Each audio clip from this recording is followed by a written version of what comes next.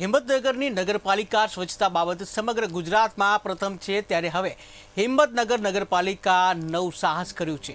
જી હા, હવે હિંમતનગર નગરપાલિકા ડમ્પિંગ સાઇટનો કચરો એકત્રિત કરી કોલસો બનાવી ઇન્ડસ્ટ્રીઝમાં આપશે કે જ્યાં વર્ષોથી શહેરની ડમ્પિંગ સાઇટ પર લાખો ટન કચરો પડી રહ્યો છે। ત્યારે પાલિકા દ્વારા સુરતની એક એજન્સીને 8000 ચોરસ કિલોમીટર જમીન ભાડે આપી છે, જે જમીનમાં 7 કરોડના ખર્ચે પ્લાન્ટ રાખવામાં આવ્યો છે, જે ગુજરાતમાં સૌપ્રથમ પ્લાસ્ટિક મિશ્રિત લાકડાના કોલસા જેવો અને ઝડપથી સળગી શકે તેવો કોલસો બનાવવાના પ્લાન્ટ શરૂ કરાયો છે। તો જીપીસીબીની ગાઈડલાઈન મુજબ નહીં, જે કેમિકલ નાખી કચરામાંથી કોલસો બનાવવાની કામગીરી હાથ ધરવામાં આવે છે, તો પર્યાવરણને ફાયદો થશે, જ્યારે પ્લાસ્ટિક નિર્મિત કોલસો ગુજરાતના અન્ય સ્થળે આવેલા નાના ઉદ્યોગોને બળતણ તરીકે પણ ઉપયોગી થશે। કોન્ટામિનેટેડ પ્લાસ્ટિક, રિફ્યુઝ પ્લાસ્ટિકનો ભરાવો લેન્ડફિલ સાઇટ ઉપર થઈ રહ્યો છે।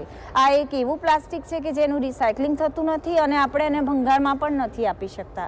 તો આપણી પાસે મિનિમલ ઓપ્શનના જમાનામાં આ એક ઓપ્શન અવેલેબલ છે કે જેમાં આપણે વેસ્ટમાંથી એનર્જી કન્વર્ઝન કરી શકીશું અને આ કોન્ટામિનેટેડ રિફ્યુઝ પ્લાસ્ટિકમાંથી આપણે ફ્યુઅલ બનાવવાનું છે।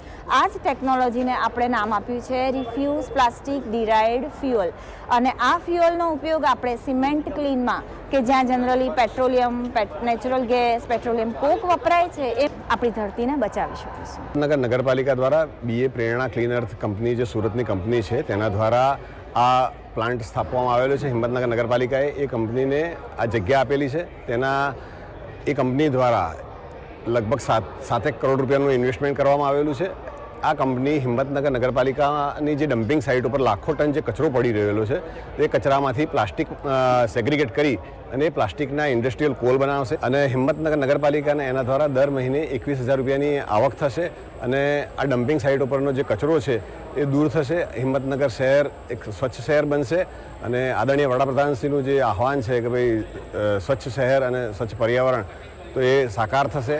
આજે આ પ્લાન્ટ માનનીય સાંસદ શ્રી દીપસિંહજી રાઠોડ, અમારા લોકલાડીલા ધારાસભ્ય શ્રી વિરેન્દ્રસિંહ ઝાલા, સિદ્ધાર્થભાઈ પટેલ, વિજયભાઈ પંડ્યા અને નગરપાલિકાના તમામ સદસ્યો શ્રીઓએ હાજર રહી અને આ પ્લાન્ટને ખુલ્લો મૂક્યો છે। જ્યારે